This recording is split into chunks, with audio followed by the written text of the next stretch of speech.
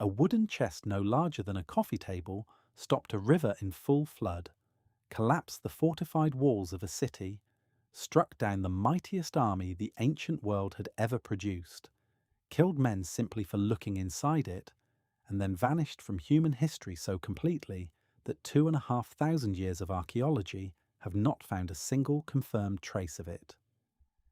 It was built in a desert from acacia wood and beaten gold, carried across battlefields and river crossings on the shoulders of consecrated priests, housed in a room so sacred that only one man on earth could enter it once a year, and at a precise moment in history, it disappeared without a word. This is the complete story of the Ark of the Covenant, and the reality is far stranger, far more violent, and far more theologically layered than most people have been told. Before the Ark existed, the ancient Near East had already developed a sophisticated theology of sacred objects. You have to place yourself inside that world to understand what the Ark was, because the Ark did not emerge from nowhere. It emerged from a specific moment in a specific civilization, and to understand it, you first have to understand the world it was born into. Walk through the streets of ancient Thebes in the 15th century before the Common Era. The processional barks of Amun are being carried through the gates of the Karnak temple complex by ranks of shaved-head priests.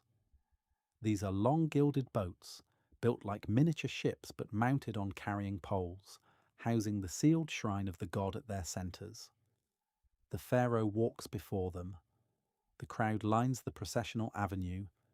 The bark of Amun is being carried from one temple to another as part of the annual festival, and when a petitioner stands before it and asks a question, the priests move the bark forward or backward to deliver a divine yes or no. The god is present in the object. The god moves when the object moves. The god speaks through the object's movements. This was not a peculiarity of Egyptian religion.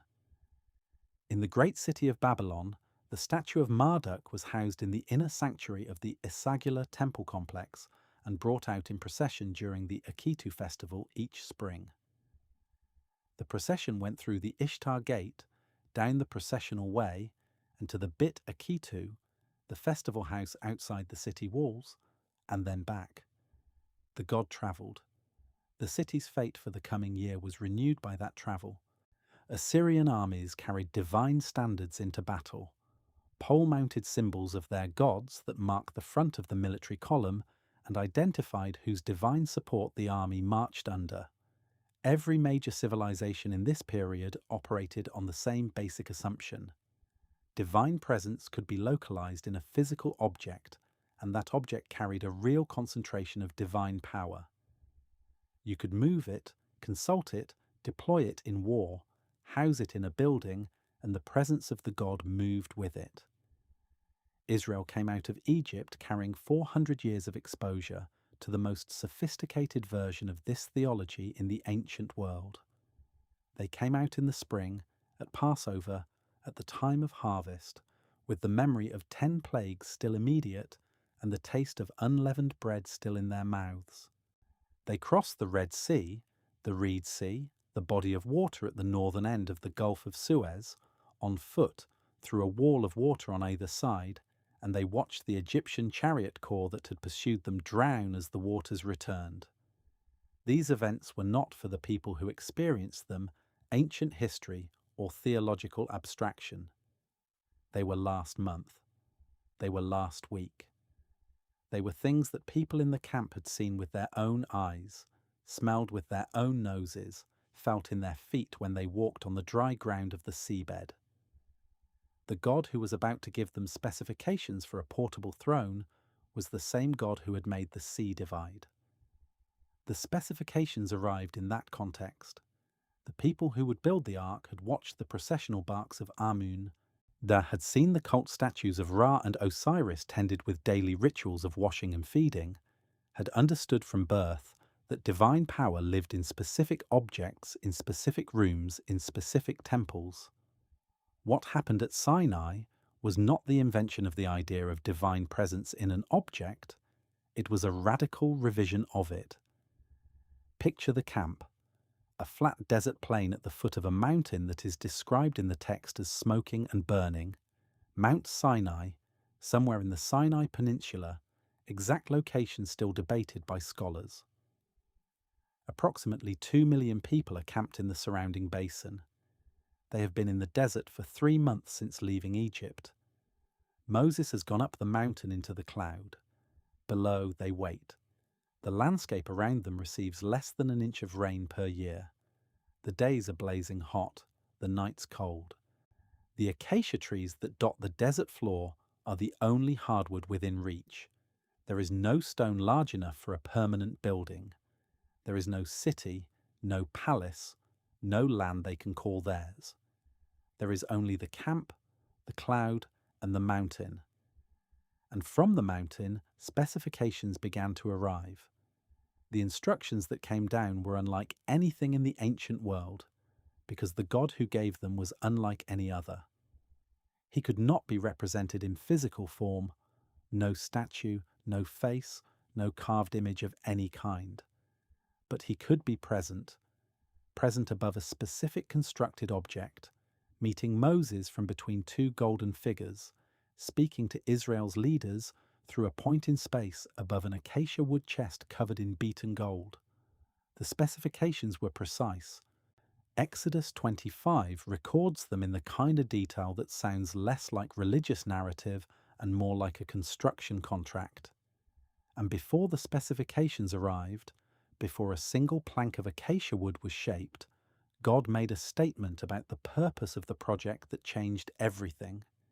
He said to Moses, "Let them make me a sanctuary, that I may dwell in their midst."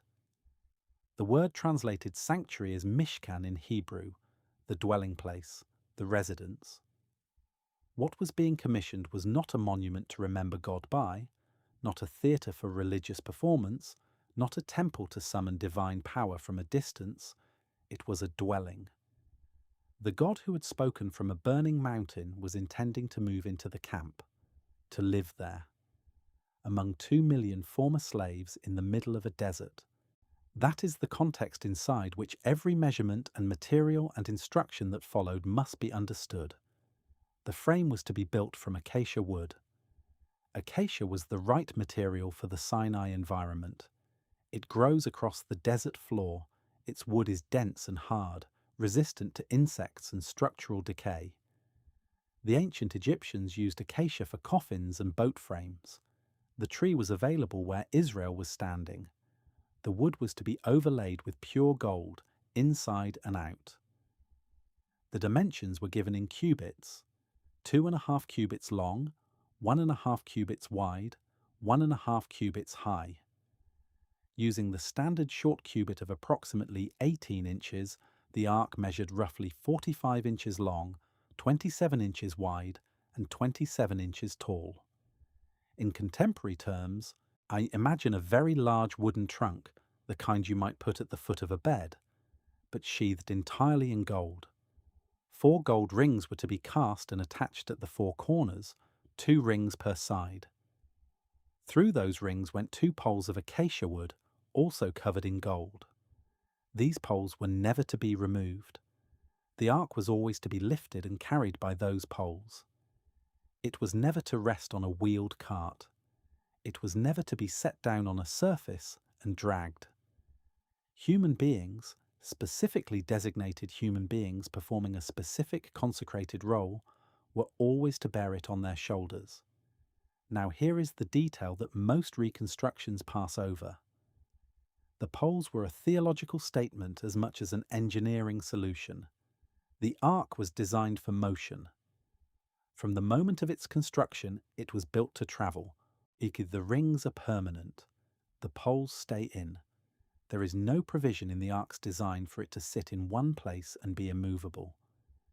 Even when it eventually came to rest in Solomon's temple, after centuries of wilderness travel and military campaigns, the poles remained in the rings. You could see their tips protruding from the outer sanctuary into the holy place. A permanent travelling chest housed in a permanent building, but never quite unpacked. On top of the ark was placed a solid gold lid. The Hebrew word is kaparet, which translates as the mercy seat or atonement cover. This lid was not simply functional, it was the theological summit of the entire structure.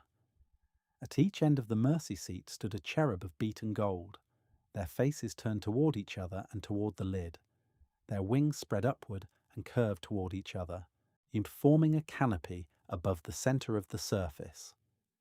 In the ancient Near Eastern world, winged guardian figures flanking a throne seat were the universal visual language of divine royal presence. You see them in Assyrian palace reliefs flanking the throne of the king. You see them in Canaanite ivory carvings from Megiddo. A specific piece dated to roughly this same period shows a ruler seated on a throne supported by cherubim-like figures with spread wings. You see the same motif across the Phoenician and Egyptian artistic traditions. The imagery of divine throne guardianship was the common visual vocabulary of the ancient world. Israel adopted the form and emptied it of its visible occupant. The wings spread.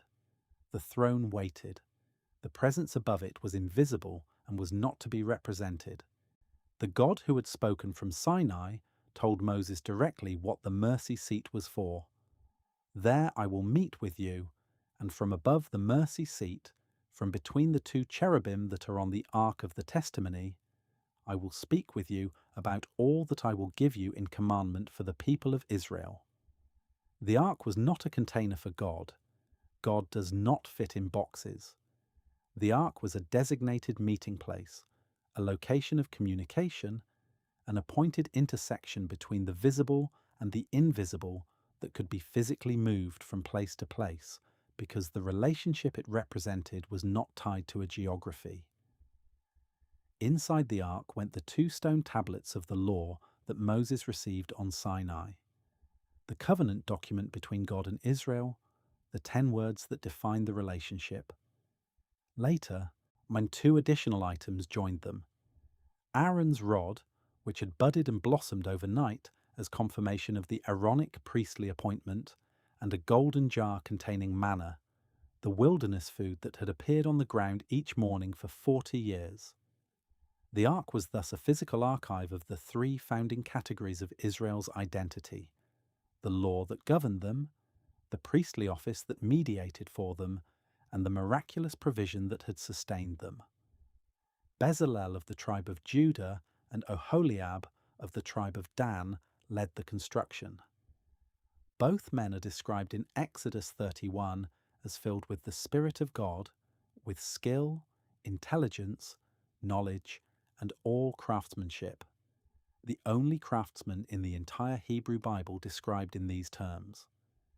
This was not ordinary construction work. It was specialist religious artisanship performed under divine inspiration, producing an object whose physical precision was inseparable from its theological function. The entire tabernacle complex, of which the ark was the centerpiece, was a layered architectural system designed to reflect the gradation of holiness. The outer court was accessible to any Israelite who came to offer sacrifice. It contained the bronze altar where animals were slaughtered, and the large bronze basin where priests washed their hands and feet. Beyond the outer court, through a screen of fine linen embroidered in blue and purple and crimson, was the tabernacle building itself. This was a rectangular structure of acacia wood frames standing upright, joined by crossbars and covered with layers of curtains. The first layer was fine twisted linen with cherubim embroidered in blue, purple, and crimson. Over that went a covering of goat hair, then a covering of ram skins dyed red, and finally an outer covering of goat skin or a similar material on the very top. The building was approximately 45 feet long and 15 feet wide. Inside the tabernacle building, a veil divided the interior into 2 rooms. The outer room, the holy place, held 3 objects: the golden lampstand with its 7 branches on the south side, the table of showbread with 12 loaves on the north side, and the golden altar of incense directly in front of the veil. Priests entered this room daily to tend the lampstand, replace the incense, and perform their regular duties. This was the operating floor of the Israelite religious system. The inner room, the most holy place, was accessible to one person once a year. Everything in the religious system pointed toward this room. Everything in the camp organization was arranged around this room, and in this room was only one thing. The ark was housed in the innermost room of the tabernacle, the most holy place, separated from the outer holy place by a thick embroidered veil of blue, purple, and crimson yarns and fine twisted linen woven through with images of cherubim. This veil marked the boundary between the ordinary sacred and the radically holy. On the outer side, priests performed their daily duties, tending the lampstand, burning incense on the gold altar, replacing the bread of the presence on the gold table. On the inner side was the ark and the space above the mercy seat, and nothing else was needed. Now, the entire camp of Israel was organized concentrically around this object. The Levitical clans surrounded the tabernacle at close range, each clan assigned to a compass point. The Kohathites, whose specific responsibility was the ark and the most sacred furniture, camped on the south side. The Gershonites camped to the west, responsible for the curtains and coverings of the tabernacle. The Merarites camped to the north, responsible for the frames and bases and pillars. Moses and Aaron camped to the east before the entrance. Beyond the Levites, at the next ring, the 12 tribes were arrayed in groups of 3, one group per compass point. To the east, Judah, Issachar, and Zebulun. To the west, Ephraim, Manasseh, and Benjamin. To the south, Reuben, Simeon, and Gad. To the north, Dan, Asher, and Naphtali. A military camp, a census-organized formation, a nation arranged around a golden chest at its exact center, and when the cloud that rested above the tabernacle lifted, Israel moved. Numbers 10:33 records the formula. So they set out from the mount of the Lord, 3 days' journey, and the ark of the covenant of the Lord went before them 3 days' journey to seek out a resting place for them. The cloud was not ahead of the army. The ark was ahead of the army. The cloud was above the ark. They moved together. Moses had specific words for the ark's departures and arrivals. When it lifted, "Arise, O Lord, and let your enemies be scattered, and let those who hate you flee before you." When it came to rest, "Return, O Lord, to the 10,000 thousands of Israel." These were not ritual incantations. They were direct addresses to a present, active, and moving king whose portable throne was being carried through the wilderness. Consider what the daily life of the camp looked like when it was stationary.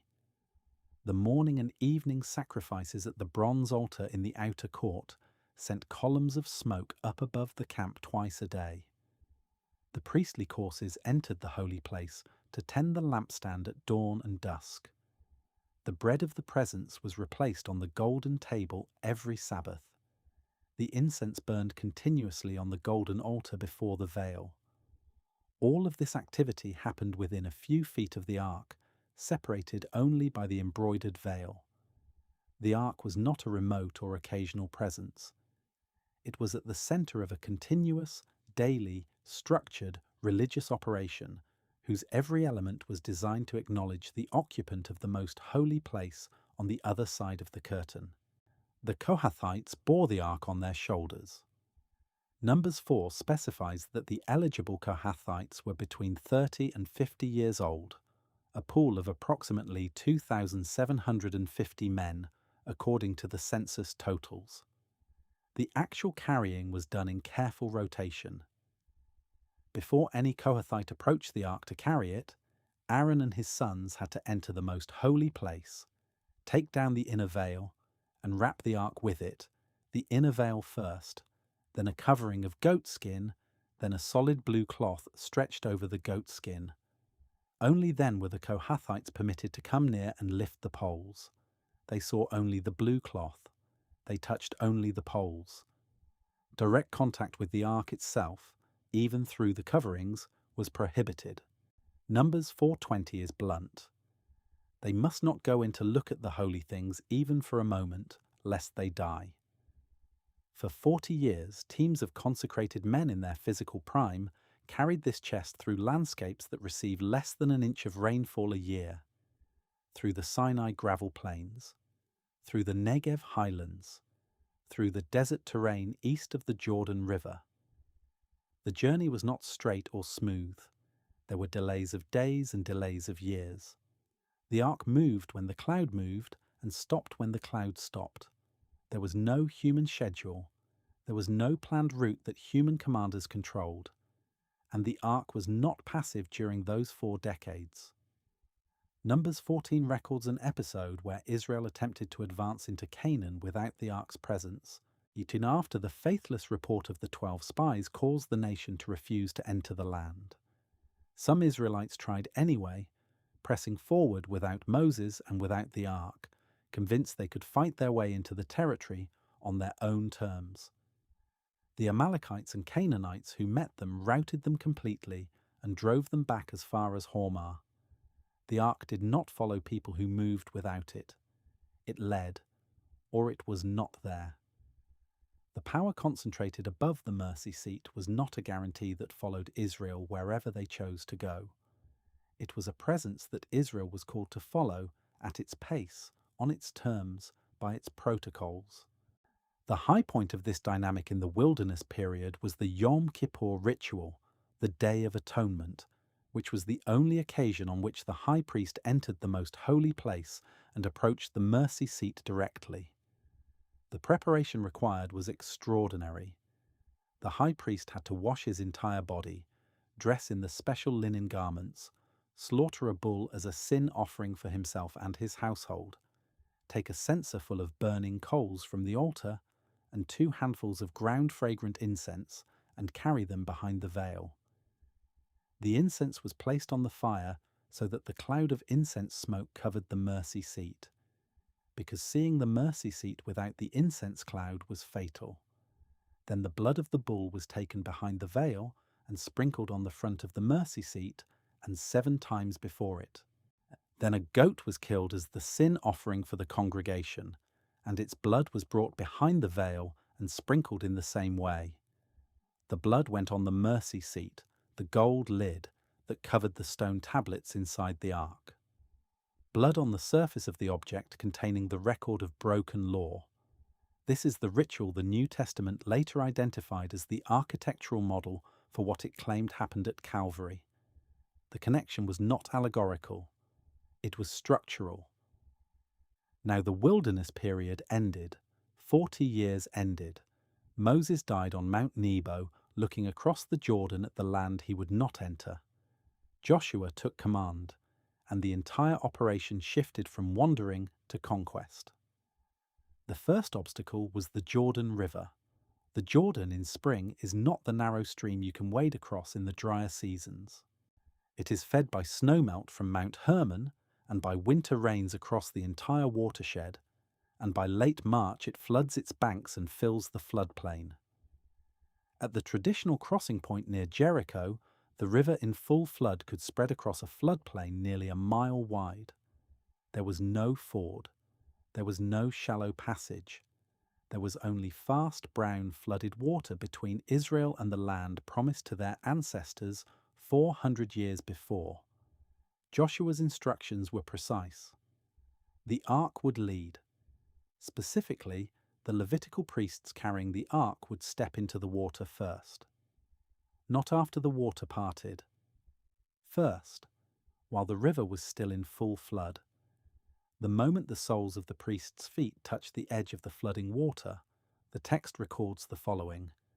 The water coming down from upstream stopped, while it rose up in a heap at a place called Adam near the city of Zarethan. That site has been identified with a location approximately 18 miles to the north, near modern Damieh. The water flowing southward toward the Dead Sea drained away. The entire riverbed between that stopping point and the Dead Sea ran dry, and Israel crossed on dry ground. 2 million people crossed that riverbed while the priests stood in the middle of it with the ark. their feet on the dry ground of the former riverbank, the water piled up 18 miles to the north, held there while every man, woman, child, and animal of Israel passed by. Only after the last person crossed did the priests carry the ark up out of the riverbed. The moment their feet lifted from the riverbed and touched the western bank, the waters of the Jordan returned and flooded as before. And Joshua had 12 men take 12 stones from the middle of the Jordan riverbed, one for each tribe, and set them up at Gilgal as a memorial. The purpose was stated explicitly. When your children ask what these stones mean, you tell them the waters of the Jordan were cut off before the ark of the covenant of the Lord when it passed over. And these stones shall be a memorial to the people of Israel forever. The kings of the Amorites in the hill country and the kings of the Canaanites on the coast heard what had happened at the Jordan. The text records that their hearts melted. There was no more spirit in them because of the people of Israel. The military psychology of the conquest had been established before a single battle was fought. The ark had already broken the opposition's will. Jericho was the first city. It was walled, small by the standards of the major urban centers of Mesopotamia and Egypt, but fortified with a defensive mud brick wall system and sealed tight against the Israelite advance. Joshua 6 records that Jericho had shut its gates and bolted them.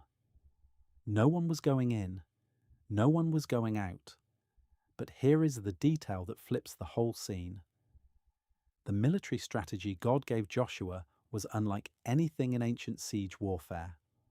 Once a day for 6 days, the army of Israel would march around the city walls in complete silence. The full army, the priests, the Ark of the Covenant, once around, then back to camp. 7 priests walking in front of the ark would carry 7 rams' horn trumpets and blow them continuously during the circuit.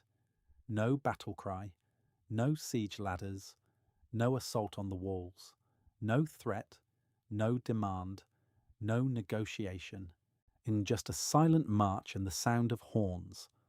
On the 7th day they would rise at dawn and march around the city 7 times. After the 7th circuit, the priests would give one long trumpet blast, and all the people would shout with a great shout, and the wall would fall down flat. Archaeologists excavating Tel es Sultan, the site of ancient Jericho, have found something that stops casual dismissal of this account. In the late Bronze Age destruction layer, the archaeologist John Garstang documented evidence of collapsed mud brick walls in the 1930s. Subsequent excavations by Kathleen Kenyon in the 1950s confirmed the destruction layer and provided additional detail. What the excavations showed was that the mud brick destruction debris fell outward from the walls, not inward into the city, but outward, due away from the city toward where the attackers would have been standing, creating a ramp of mud brick rubble up which an army could have walked directly into the city from below. And in the destruction level, the grain stores were full, intact, untouched. Every other siege and destroy scenario in the ancient Near East shows the attacking army looting the food stores first. At this site, they were left completely alone. Joshua 6 commands specifically that the entire city was to be devoted to destruction. Nothing was to be taken except the silver, gold, and bronze vessels for the Lord's treasury. The grain stores were not to be looted, and the physical evidence from the destruction layer is consistent with exactly that command being followed. The ark went around those walls 6 days, and 7 times on the 7th day, and the walls fell. The conquest continued across Canaan. The ark was present at the central operations of the entire campaign. Joshua 8 records the ark, present at the ceremony on Mount Ebal and Mount Gerizim, where all Israel gathered, men, women, children, the foreigners living among them, to hear every word of the law read aloud, exactly as Moses had commanded. Joshua stood with the ark between Mount Ebal to the north and Mount Gerizim to the south, and the people faced the mountains on both sides, and he read the blessings and the curses and the covenant terms of everything Moses had written. The ark was not merely a military object, it was the covenant chest, and covenant renewal required its physical presence as the center of the assembly.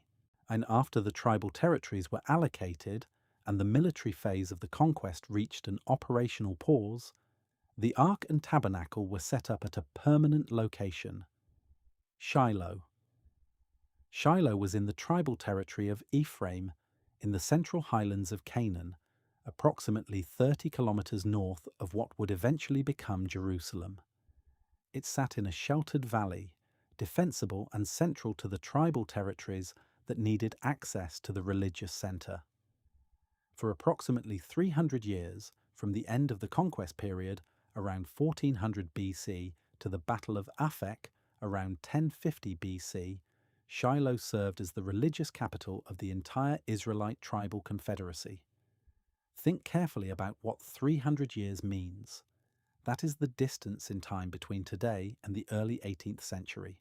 You need 3 centuries of annual pilgrimages to Shiloh for the major festivals. 3 centuries of sacrifices and priestly rotations and legal disputes brought before the ark. 3 centuries of the social and religious infrastructure of an entire nation organized around a single location in the central highlands of Canaan. The 3 major annual festivals, Passover in the spring, weeks in early summer, and booths in the fall, required every Israelite male to appear before the Lord at the designated worship site. In practice, this meant families. Deuteronomy 16 describes the festival of booths as a time of rejoicing with son and daughter, male and female servant, the Levite, the foreigner, the fatherless, and the widow. These were not somber obligatory observances. They were the social and religious festivals of a community, bringing extended families together from every direction, filling the valley around Shiloh with tents and animals and the smell of roasting meat and the sound of celebrating. Shiloh was where Israel went to be Israel, where the tribal identity of a diverse and scattered people converged on the single object that defined them as a covenant nation. The ark at Shiloh was also an administrative center. Legal disputes that could not be resolved at the local level were brought to the priests and judges at the sanctuary. Vows were made and paid in the presence of the tabernacle. The entire national judicial and religious calendar passed through Shiloh. For 3 centuries, this was the heartbeat of Israelite civic and spiritual life. By the time of Samuel, Shiloh had developed beyond a simple tent complex, and 1 Samuel 1:9 uses the Hebrew word hekal to describe the building at Shiloh, the same word used for Solomon's temple and for palace buildings. A more permanent structure had grown up around or over the original tabernacle tent. The doorpost that Eli leaned against while watching Hannah pray was not a tent pole. It was part of a real building, the kind of structure that 3 centuries of continuous use and royal patronage produce. The annual festivals brought Israelite families from every tribal territory. 1 Samuel 1 gives an intimate portrait of one such family's pilgrimage. Elkanah and his wives travelling from Ramah, the sacrifice and the festival meal. Hannah weeping and praying at the entrance, Eli watching her lips move and assuming she was drunk. Elkanah's family came to Shiloh every year. This was not an occasional event. This was the annual calendar of an Israelite household, as regular as the harvest and the planting. Samuel grew up in this context. Brought to Shiloh as a small child by his mother after her prayer was answered, he ministered before Eli in the tabernacle, sleeping near the ark, tending the lampstand through the night hours. The famous account of the call of Samuel, 3 times the voice, 3 times Samuel running to Eli, before the old priest finally understood what was happening and told him how to answer, took place in the immediate vicinity of the ark. It was the first prophetic oracle delivered to Samuel. It was a message of judgment on the house of Eli. It came from the same location where God had promised to speak to Moses. From between the cherubim, from above the mercy seat. But the institution had been rotting from within for a long time. Eli's sons, Hophni and Phinehas, had turned the sacrificial system into something personal. Before the fat portions were burned as the offering God required, they would send a servant with a three-pronged fork to plunge into the worshipper's boiling pot and take whatever came up. The portion belonging to the priest was supposed to come after the fat was burned, not from the raw cut of the sacrifice. If a worshipper objected, the servants would threaten to take the meat by force, and the text records, with a flatness that lands harder than outrage would, that Hophni and Phinehas were sleeping with the women who served at the entrance of the tabernacle. The central religious institution of Israel, the institution built to mediate between the nation and its God, was operating as a protection scheme run by the sons of the high priest. And there was a war coming. The Philistines had been a persistent military problem since the period of the Judges. They were not a simple neighbouring tribe. They were sea peoples, migrants who had arrived on the Canaanite coastal plain around 1200 BC, and they had organised themselves into 5 sophisticated city-states: Gaza, Ashkelon, Ashdod, Gath, and Ekron. They had iron technology while Israel was still predominantly working in bronze. Iron weapons and iron-tipped tools gave Philistine soldiers a significant advantage in penetration, edge retention, and effectiveness against bronze armour. Their military organisation was professional and disciplined in ways that the tribal levies of Israel were not. The first engagement at Aphek, approximately 1050 BC, went badly. Israel was deployed in a battle formation against the Philistine army and was beaten. 4,000 Israelite soldiers were killed. The elders of Israel gathered in the aftermath and asked a question. Why has the Lord defeated us today before the Philistines? Their answer was to send to Shiloh for the ark. When the ark arrived in the Israelite camp, carried by Hophni and Phinehas, the shout of the soldiers was so loud the text says, "The ground shook." The Philistine scouts heard the shouting and went to find out what it meant. When they learned the ark of the God of Israel had been brought to the enemy camp, the Philistine soldiers were genuinely afraid.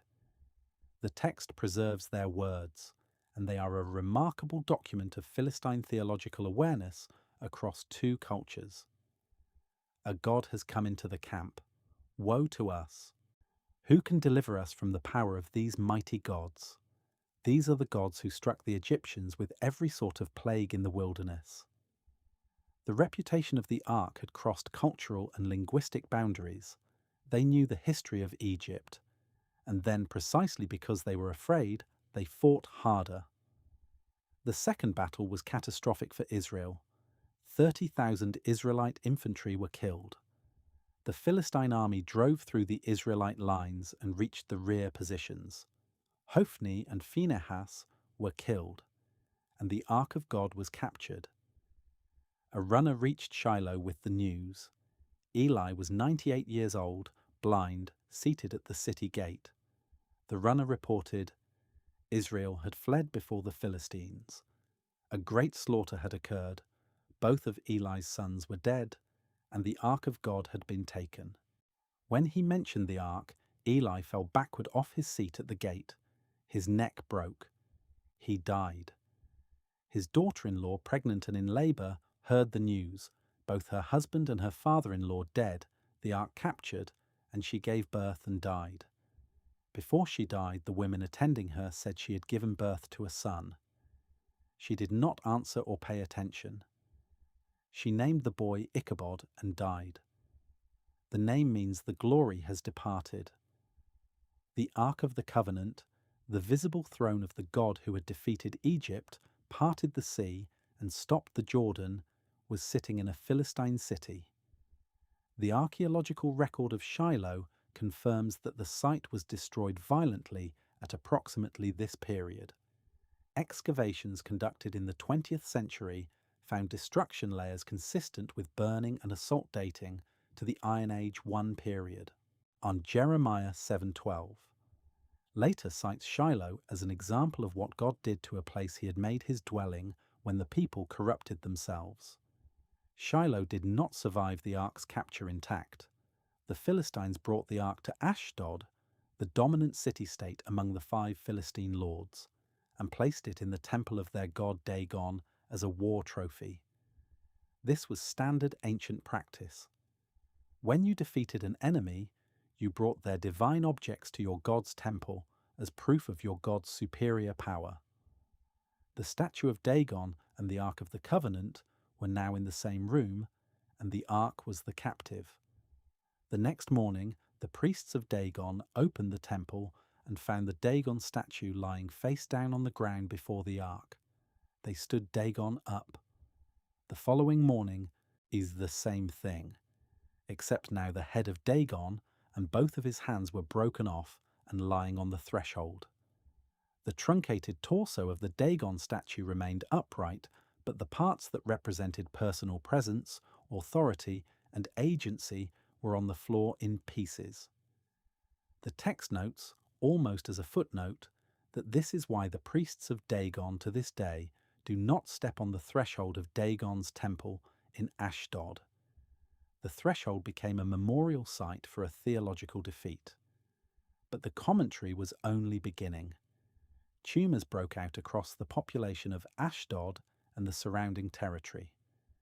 The Hebrew word used is aphalim, rendered as tumors or hemorrhoids in various translations, and the text later pairs them with mice as part of the guilt offering.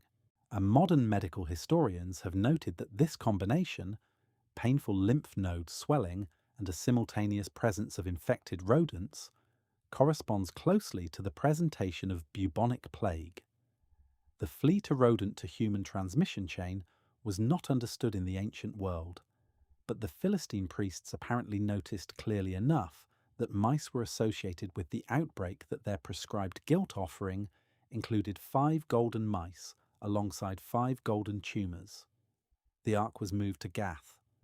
The same outbreak followed, then to Ekron.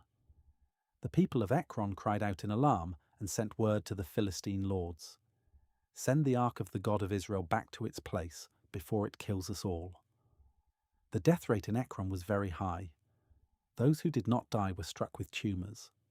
A great confusion and panic spread through the Philistine cities. Dagon had fallen twice in his own temple. 3 Philistine cities had been devastated. The god who had been captured had, from inside enemy territory, with no Israelite army present, without any human advocate or intermediary, demonstrated that his power operated independently of the armies that carried his ark and independently of the faithfulness of the people associated with him. 7 months passed this way. Then the Philistine lords gathered their priests and diviners and asked, "What shall we do with the ark of the God of Israel?" The answer that came was sophisticated in its logic. They should return it, but not simply send it back. They needed to accompany it with a guilt offering to acknowledge the God of Israel and remove the plague from the cities. The guilt offering should consist of 5 golden tumors and 5 golden mice, 1 set for each of the 5 Philistine lords. Then they should build a new cart, take 2 milk cows that had never been yoked, put the cows in the yoke, take their calves away from them and pen the calves at home, and put the ark of the Lord on the cart, along with the box containing the golden offerings. Then they should let the cows go and watch. If the cows went toward Beth Shemesh on the road into Israelite territory, then the God of Israel had caused this. If they wandered off somewhere else, it would be confirmed as chance. Here is what makes this a controlled experiment rather than simply a religious story. A milk cow that has just been separated from her nursing calf does not walk away from the calf willingly. Maternal instinct, the sound of the calf calling, the physical discomfort of being newly yoked. Every biological driver points back toward the pen. The Philistine priests designed the test specifically to be one that the cows should fail if there was no divine direction. They were not setting up an easy confirmation. They were setting up a test that natural animal behavior should defeat. The cows went straight to Beth Shemesh. Lowing as they walked, the text specifically notes they were calling out as they went, which is the sound a cow separated from her calf makes, the sound of distress moving in the wrong direction. But they did not turn right or left. They walked the direct road into Israelite territory, with their calves penned behind them, and the 5 Philistine lords followed the cart at a distance and watched. The 5 Philistine lords had followed at a distance and watched the entire journey. They saw the cows walk without deviation to Beth Shemesh. They saw the Levites receive the ark. They watched the cows be sacrificed and the cart burned. And then they turned back toward Ekron. 1 Samuel 6:16 notes this with a quiet finality. And when the 5 lords of the Philistines saw it, they returned that day to Ekron. They had set up the controlled experiment. The experiment had given them the result they were trying to disprove. And now they walked home, back to their iron-forged cities on the coastal plain, and they did not talk about the God of Israel in the same terms again. The ark arrived in Beth Shemesh in the field of a man named Joshua, where harvesters were working. When they looked up and saw the ark, they rejoiced. The Levites who were there lifted the ark off the cart and placed it on a large stone.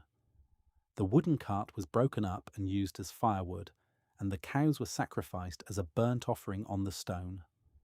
The Philistine lords watched all of this and then turned back to Ekron that same day. And then 70 men of Beth Shemesh looked into the ark. They died. The text does not explain what they saw or why looking was fatal. It only records the number and the fact. The people of Beth Shemesh mourned. Their question is one of the most haunting lines in the entire Hebrew Bible. Who is able to stand before the Lord, this holy God? And to whom shall he go up away from us? They sent messengers to Kiriath Jearim, a town approximately 7 miles to the northwest. Come and take the ark. As the men of Kiriath Jearim came and brought the ark to the house of Abinadab on a hill, and they consecrated his son Eleazar to have charge of it. And there it stayed, for 20 years, 20 years in the house of Abinadab on a hill in Kiriath Jearim. The monarchy of Israel began during this period. Saul was anointed king by Samuel. He raised armies, fought campaigns against the Philistines and the Amalekites, gathered a kingdom around himself, and lost it through disobedience.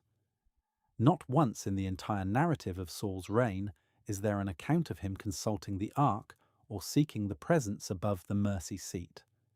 1 Chronicles 13:3 records David later saying simply, "We did not seek it in the days of Saul." The ark was sitting in a private house. The king of Israel was not seeking it. The nation had moved on, operating without the central presence object of its entire religious system. The ark was not the problem. The people had simply become capable of forgetting it entirely. David changed this. When he captured Jerusalem and established it as his capital, a city belonging to no tribe, a new neutral center for a newly unified kingdom. His first major religious initiative was to bring the ark to the city. He gathered 30,000 chosen men of Israel. He went to Kiriath Jearim. He organized a procession with full musical celebration, harps, lyres, tambourines, castanets, and cymbals. And he made one critical error. He put the ark on a new cart, the Philistine method. The method that had worked for the Philistines because they did not know the correct method. But David had access to the Torah. The instructions for transporting the ark were available. The ark was to be carried on the shoulders of consecrated Levitical priests, using the acacia wood poles inserted through the gold rings. Not a cart, never a cart. That had never been the protocol. Not in the wilderness, not in the conquest, not ever. The procession moved with music and celebration. At a place called the threshing floor of Nakon, the oxen stumbled. a man named Uzzah reached out and took hold of the ark to steady it. He died immediately. David was angry. He was also afraid. He named the place Perez Uzzah, the outbreak against Uzzah, and he refused to bring the ark to Jerusalem. Instead, he brought it to the house of Obed-Edom, the Gittite, and the ark remained there for 3 months. 3 months later, David received word that the household of Obed-Edom and everything he had was being blessed because of the ark. David went back to Obed-Edom's house, but this time the approach was entirely different. He had done the research. He had consulted the law. He understood now what had killed Uzzah. 1 Chronicles 15:2 records David explaining to the Levitical leaders, "No one may carry the ark of God except the Levites, for the Lord chose them to carry the ark of God and to minister to him forever." The Kohathites took the ark by its poles on their shoulders. The procession began moving.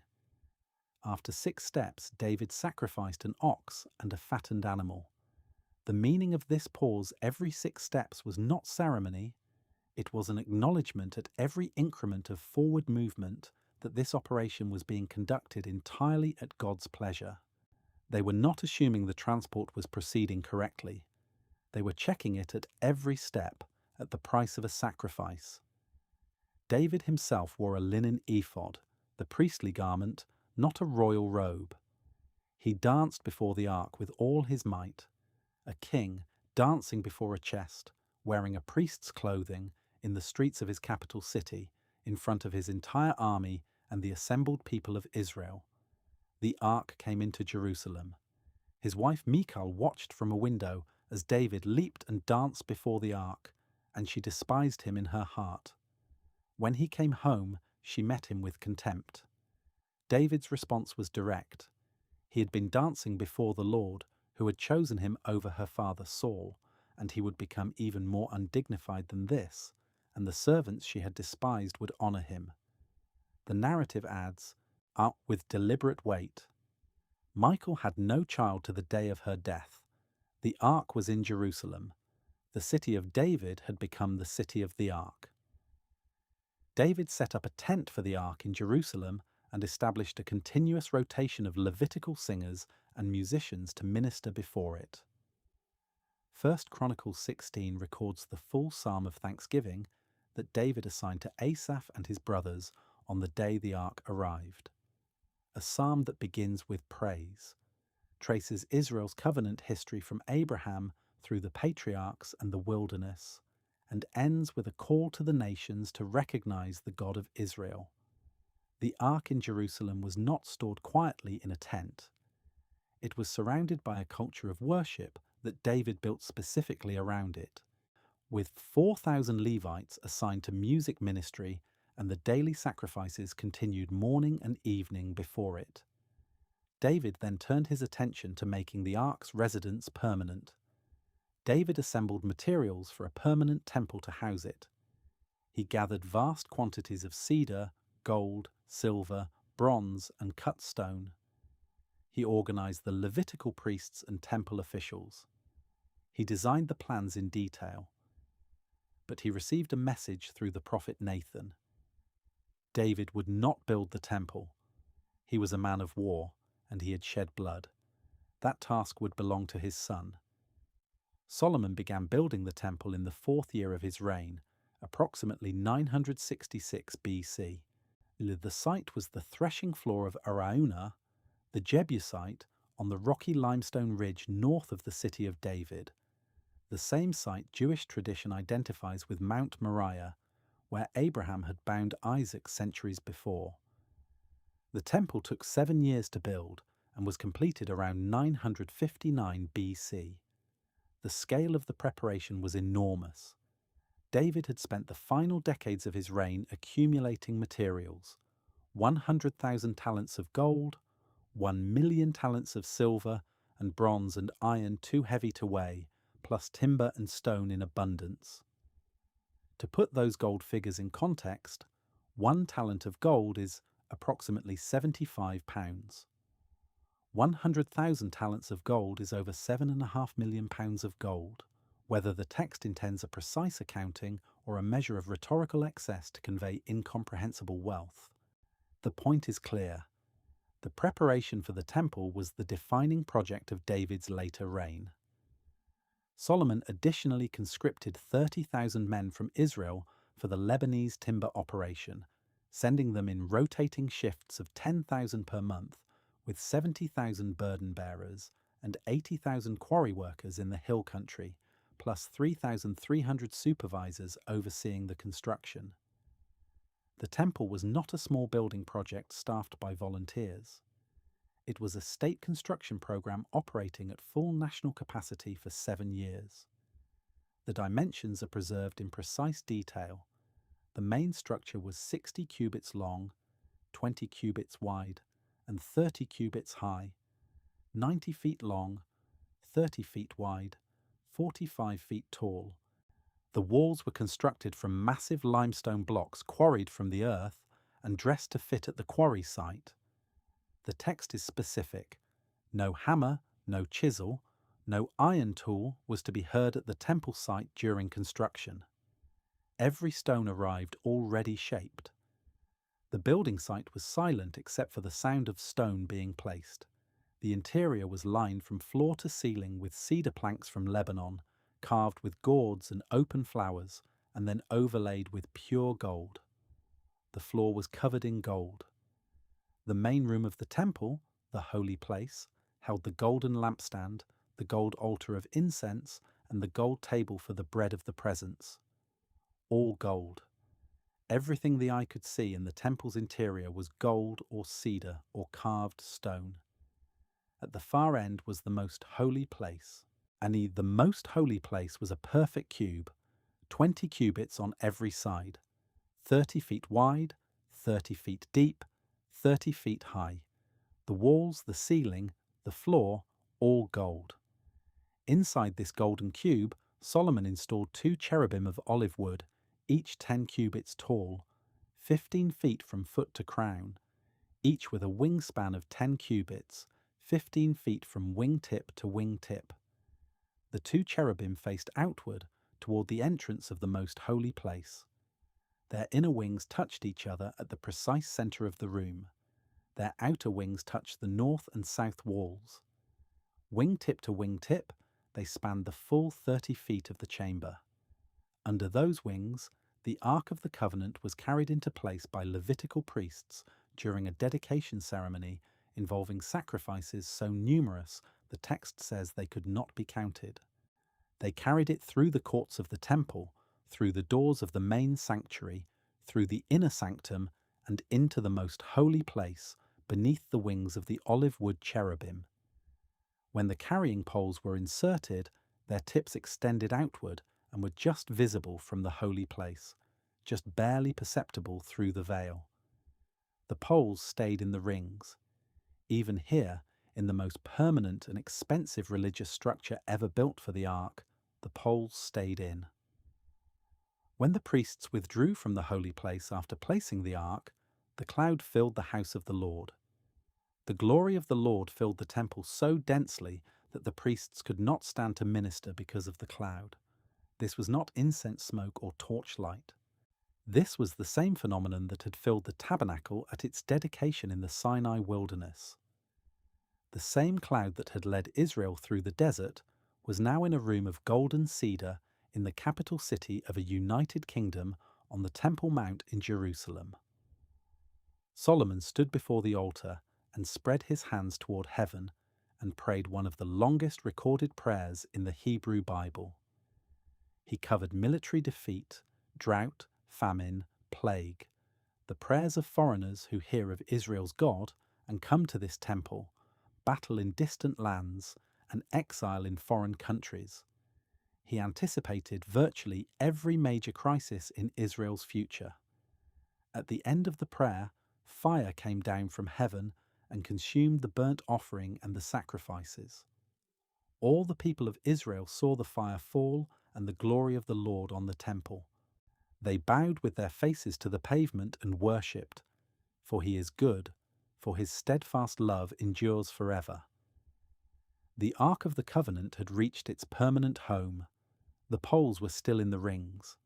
The tablets of the law were still inside. The gold cherubim of the mercy seat were inside the larger olive wood cherubim. The same God who had spoken from between the cherubim in the Sinai wilderness was now above the mercy seat in the center of a golden room at the summit of the most important city in the ancient Near East. It was the peak of the Ark's visible history. The temple complex Solomon built was not a single building. It was a campus. Beyond the main temple building were the king's palace, the Hall of the Forest of Lebanon, a large columned hall with 45 cedar pillars used for administrative and ceremonial functions, the Hall of Pillars, and the Hall of Justice, where Solomon gave his judgments. 1 Kings 7 describes the construction of these buildings in detail. The Temple Mount complex at its completion was one of the most architecturally significant sites in the entire ancient Near East. Rulers from distant nations heard about it. When the Queen of Sheba travelled to Jerusalem to test Solomon's wisdom and see his buildings, she saw the temple and the associated palace complex, and the text records that there was no more breath in her. The combination of the Queen's visit, Solomon's international trade networks, and the reputation of the temple's design brought Jerusalem to an international prominence it had never held before. At the center of all of it was the most holy place, and at the center of the most holy place was the Ark. And then the silence began. After Solomon's dedication ceremony, the next significant reference to the Ark as a physically present object in the temple comes from approximately 621 BC, more than 300 years later. A silence of 3 centuries in the primary historical texts of the Southern Kingdom. 300 years during which the temple stood, the priests served, the festivals continued, and the Ark was apparently in its room. But the texts almost never mention it. What happened to the institution during those 300 years of silence is well documented. Solomon himself, toward the end of his reign, began building high places for the gods of his foreign wives on the hill east of Jerusalem, within sight of the Temple Mount. The king who had built the most sacred structure in Israelite history was simultaneously constructing worship sites for Ashtoreth, Chemosh, and Molech within walking distance. After Solomon's death, the kingdom split permanently. 10 northern tribes followed Jeroboam into what became the Kingdom of Israel. 2 southern tribes remained with Rehoboam in the Kingdom of Judah. Jeroboam faced an immediate political problem. If his people continued to travel to Jerusalem for the major festivals, their religious loyalty would drift back to the southern dynasty. His solution was direct. He made 2 golden calves and installed them at Bethel in the south and Dan in the north, telling his people, "You have gone up to Jerusalem long enough. Behold your gods, O Israel, who brought you up out of the land of Egypt." He appointed priests from outside the tribe of Levi, established new festival dates, and built a new religious calendar around the northern shrines. The northern kingdom had no ark. For over 200 years, 10 of the 12 tribes of Israel lived with no access to the ark and no relationship with the institution built around it. They had golden calves at Bethel and Dan instead. In the southern kingdom, the story was one of alternating reform and collapse. Good kings, Asa, Jehoshaphat, Hezekiah, Josiah, tore down high places, removed foreign altars, and restored temple worship. Bad kings brought foreign religious elements back into the temple courts.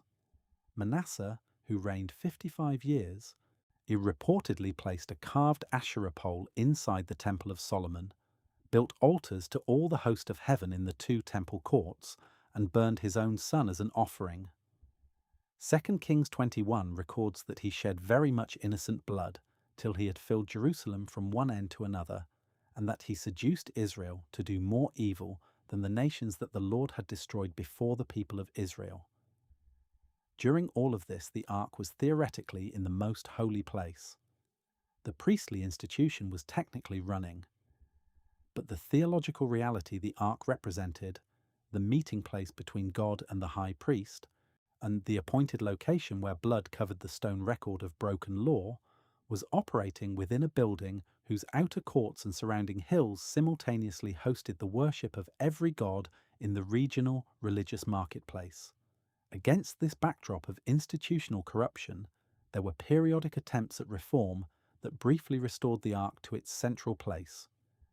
King Hezekiah, approximately a century before Josiah, launched a comprehensive reform that included reopening and cleansing the temple after Ahaz had shut it, restoring the Levitical service, celebrating a Passover unprecedented in scale, and destroying high places across the territory of Judah and even into the former Northern Kingdom territory. 2 Kings 18:4 records specifically that Hezekiah destroyed the bronze serpent that Moses had made in the wilderness, because the Israelites had been burning incense to it, the same pattern. An object that was once a legitimate instrument of divine action had become an object of improper veneration over time. But Hezekiah's reforms did not hold through his son Manasseh's 55-year reign. The trajectory of the ark's story through the divided monarchy is not a slow, steady decline. It is a series of dramatic recoveries and catastrophic reversals, with the centre, the most holy place and its occupant, increasingly contested by the religious politics of the court. Josiah came to the throne at the age of 8, following his father Amon's assassination. By his 18th year, 621 BC, he launched the most comprehensive reform in Judah's history. He tore down the high places, smashed the Asherah poles, he burned the bones of the false priests on their own altars, destroyed the shrine at Bethel that Jeroboam had built 300 years before, executed the priests of the high places across the northern territories. He reinstated the Passover with a fervour the text says had not been matched since the period of the Judges. And in 2 Chronicles 35:3, Josiah addressed the Levites. Put the holy ark in the house that Solomon the son of David, king of Israel, built. You need not carry it on your shoulders. Now serve the Lord your God and his people Israel. Put it back. This command reveals something that changes the picture entirely. The ark was not in the temple's most holy place when Josiah issued this instruction. It had been moved. Removed from the golden cube beneath the olive wood cherubim at some point during the corrupt reigns that preceded Josiah's reform. Someone had taken the central object of Israelite religion out of the chamber, built specifically to house it. You need not carry it on your shoulders anymore, meaning it had been carried, moved, displaced from its designated location. This is the last explicit reference in the biblical text to the ark's physical location. 15 years later, the Babylonians came. In 605 BC, Nebuchadnezzar II destroyed the Egyptian army at the Battle of Carchemish and became the unchallenged dominant power in the ancient Near East. In 597 BC, he besieged Jerusalem for the first time, deposing Jehoiakim and taking 10,000 of Judah's craftsmen, skilled workers, priests, soldiers, and leaders to Babylon, including the prophet Ezekiel and the young Daniel. In 588 BC, after the new king Zedekiah attempted rebellion with Egyptian backing, Nebuchadnezzar's armies surrounded Jerusalem a second time. The siege lasted 18 months. By midsummer of 586 BC, the walls were breached. The city was entered. The palace was burned. The temple was systematically dismantled and the site reduced to rubble. 2 Kings 25 and Jeremiah 52 preserve the inventory of what was taken to Babylon. Read the list carefully. It is exhaustive and specific, the kind of list that a treasury official makes in the immediate aftermath of a looting operation. The bronze pillars, Jachin and Boaz, their heights, their circumferences, the pomegranate decorations on their capitals. the bronze sea with its dimensions, the 12 bronze oxen supporting it, the 10 bronze stands, the pots, the shovels, the snuffers, the fire pans, the bowls, the gold lampstands and their flowers, the small bowls, the tongs, the large basins, the dishes, the pans. Item after specific item, recorded by Babylonian treasury officials working through the ruins of the richest temple in the ancient Near East. The Ark is not on the list. It was not taken to Babylon. It does not appear in any Babylonian historical record. Nebuchadnezzar, who displayed his conquests systematically and whose annals and administrative records are among the best preserved in ancient Near Eastern history, never mentioned an Ark of the God of Israel. When Belshazzar held his famous feast in Daniel 5 and brought out the gold and silver vessels taken from the temple in Jerusalem to use as drinking cups, an act of deliberate desecration that triggered the writing on the wall, the Ark is not among the items brought to the table. The vessels of the temple are there. The Ark is not. The most sacred object in 500 years of Israelite religion was simply absent when Nebuchadnezzar's forces went through the temple. 5 major theories have been debated by scholars, theologians, and archaeologists for 25 centuries. The first theory is that the Ark was hidden before the Babylonian invasion by Jeremiah or by temple officials acting on prophetic instruction. The apocryphal book of 2nd Maccabees, written in the 2nd century BC but drawing on older traditions, claims that Jeremiah received a divine oracle telling him to take the Ark to Mount Nebo, the mountain in Moab where Moses died, and hide it in a cave, sealing the entrance. Jeremiah told those who tried to follow and mark the location that the place would remain unknown until God gathered his people again, at which point the glory of God would appear as it had to Moses and Solomon. Most scholars treat this account as pious legend, but the tradition was accepted widely enough in the Second Temple period that it appears in serious theological literature only 4 centuries after the events. Here is the detail that no popular account of the Ark's disappearance fully reckons with. When you read the Babylonian plunder list in 2 Kings 25 and Jeremiah 52, the list that does not include the Ark, you need to understand what those lists do include. They include the bronze pillars that were 27 feet tall and 18 feet in circumference. They include the bronze sea that held 10,000 gallons of water and sat on 12 bronze oxen. They include the 10 bronze stands, each 6 feet tall. These are not small objects. The Babylonian army hauled enormous multi-ton bronze structures out of the Temple Mount and down to the Kidron Valley and melted them down. If the Ark had been there, a gold-plated chest, even a somewhat heavy one, easily portable by 2 men using its poles. There is no reason the Babylonian treasury officials would have overlooked it. They did not overlook the temple furniture. They catalogued it precisely. The Ark simply was not there. The second theory involves the Egyptian pharaoh Shishak. In 925 BC, 5 years after Solomon's death, Shishak invaded Judah and plundered Jerusalem. 1 Kings 14:26 records that he took the treasures of the house of the Lord and the treasures of the king's house. But Shishak's own victory inscription at Karnak does not mention an ark. And the narrative in Kings describes Rehoboam replacing the golden shield Shishak took with bronze ones, suggesting the portable gold objects were taken, but the text gives no indication that the ark was among them. More significantly, Josiah's instruction in 621 BC to put the ark back in the temple implies it still existed to be put back. The third theory is the Ethiopian tradition preserved in the Kebra Nagast, on a 14th century compilation of older oral material. According to this tradition, Menelik, the son of Solomon and the queen of Sheba, travelled to Jerusalem as a young man, was received by Solomon as his heir, and returned to Ethiopia, accompanied by a group of young Levitical priests. Those priests secretly substituted a replica for the original ark before departing. Solomon discovered the substitution, but accepted it as the will of God. The ark was taken to Axum in northern Ethiopia, where the Ethiopian Orthodox Church maintains it remains to this day in the chapel of the tablet, guarded by a single dedicated monk who never leaves its presence and whose successor is chosen only when the current guardian is near death.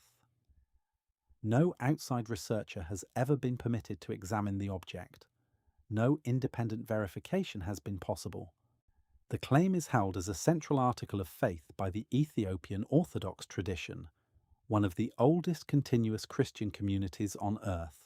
The fourth theory is simply destruction. A wooden chest, even one covered in gold, does not survive a deliberate burning of a large stone complex at high temperature. If the ark was still inside the temple when Nebuchadnezzar's forces burned it in 586 BC, it would have been destroyed. The gold overlay melted and recovered by the soldiers. The acacia wood frame consumed in the fire. Its absence from the Babylonian inventory is then not evidence of removal but of incineration. There was nothing left to take. The fifth theory is connected to one of the most unusual objects among the Dead Sea Scrolls found at Qumran. The copper scroll is unlike every other document from the Qumran collection.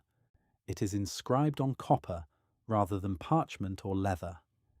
It lists 64 locations of hidden treasure, enormous quantities of gold, silver, and unspecified cultic objects, with geographic descriptions precise enough to function as an actual map.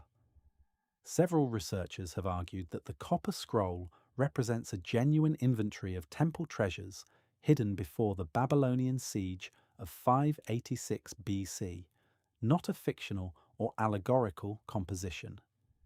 Some of the locations described appear to be beneath the Temple Mount itself. Excavation beneath the Temple Mount has been politically and religiously impossible for well over a century. The site is occupied by the Dome of the Rock and the Al-Aqsa Mosque, two of the most sacred sites in Islam, and the political complexity of any excavation program there is effectively insurmountable in the current era. Whether anything significant lies beneath the Temple Mount, including any physical remains of the Ark or its contents, remains formally unknown. 2,500 years have passed. The most intensive archaeological program in human history has been conducted across Israel and the surrounding region. No Ark of the Covenant has been produced. No nation displays it. No museum holds it. The silence that began in 586 BC continues to hold. There is one additional piece of evidence worth considering carefully because it is often overlooked in the popular treatments of this mystery. The post-exilic Jewish community, which returned to Jerusalem from Babylon under Zerubbabel in 538 BC and eventually rebuilt the temple under Ezra and Nehemiah, built a second temple on the Temple Mount. This second temple was later massively expanded by Herod the Great beginning in approximately 20 BC into the structure that existed during the New Testament period. The second temple had a most holy place. Priests served in it. The annual Yom Kippur ritual was performed. But ancient Jewish sources, the Mishnah, Tractate Yoma, which records the Yom Kippur procedure in detail, note that the second temple's most holy place was empty. There was a foundation stone on the floor where the ark had stood called the Even Shatia, and the high priest placed his incense censer on this stone during the Yom Kippur ritual. The incense was placed where the ark used to be. The blood of the sin offering was sprinkled where the mercy seat used to be. The ritual structure was preserved exactly. The object that gave the ritual its meaning was gone. For approximately 500 years, from the rebuilding of the temple in 516 BC to its destruction by Rome in 70 AD, the most sacred room in the Jewish world was an empty room. The priests knew what was missing.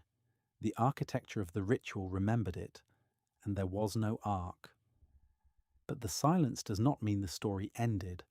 In some ways, it means exactly the opposite.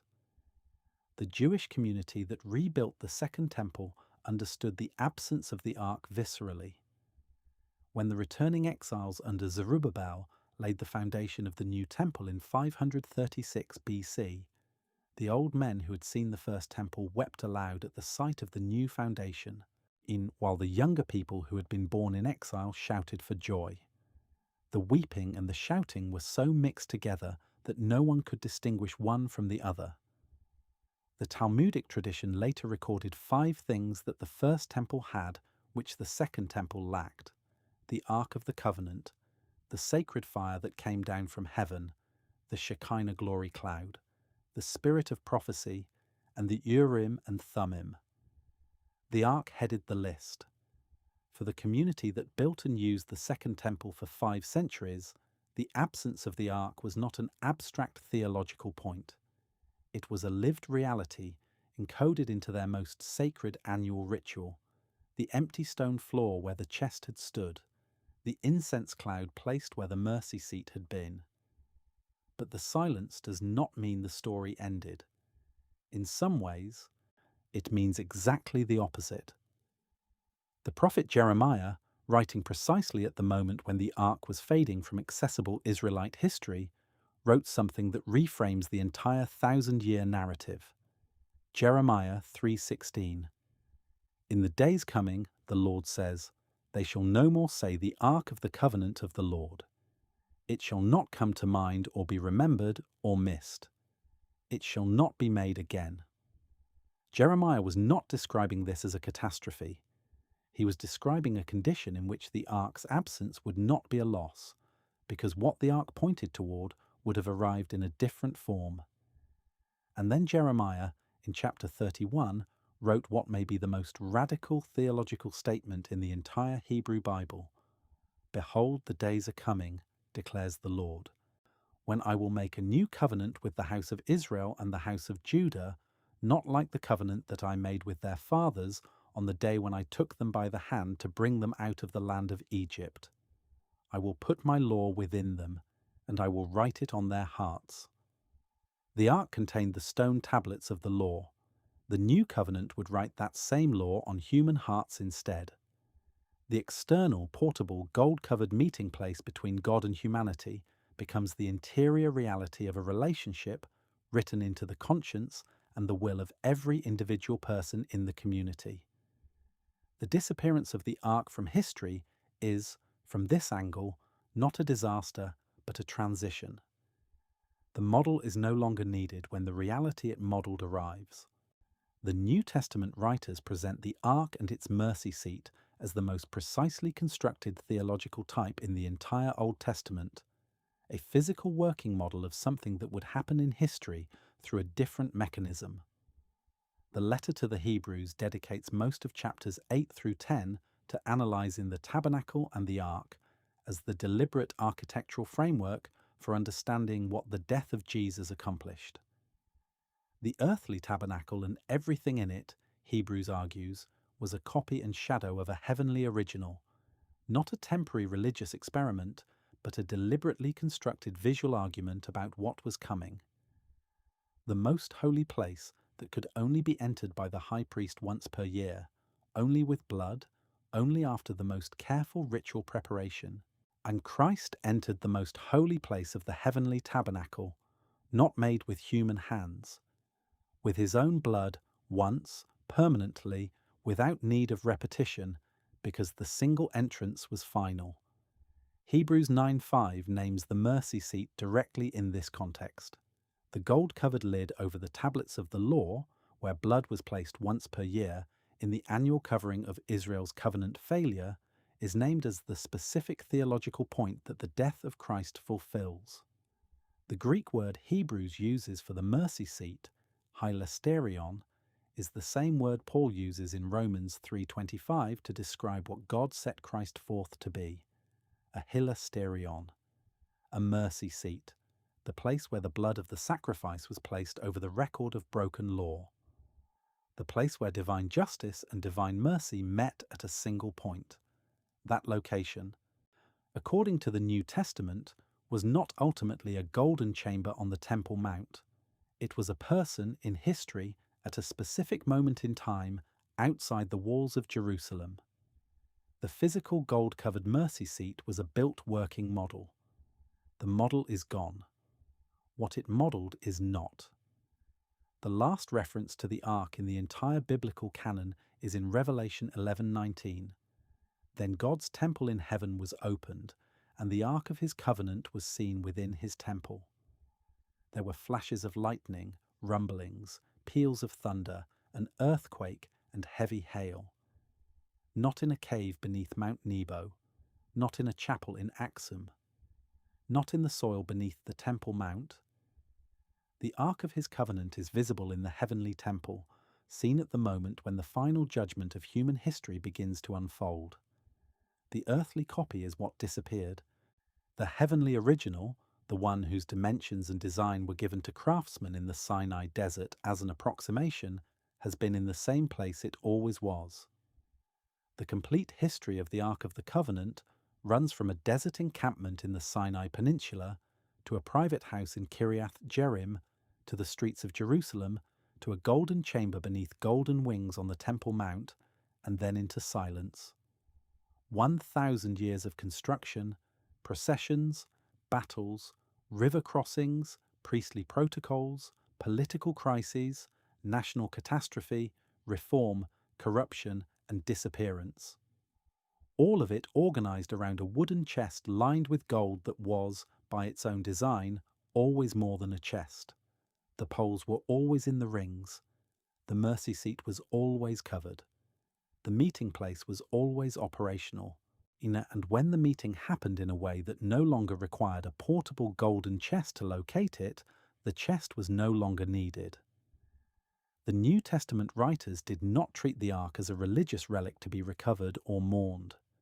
They treated it as a theological argument that had been made and completed.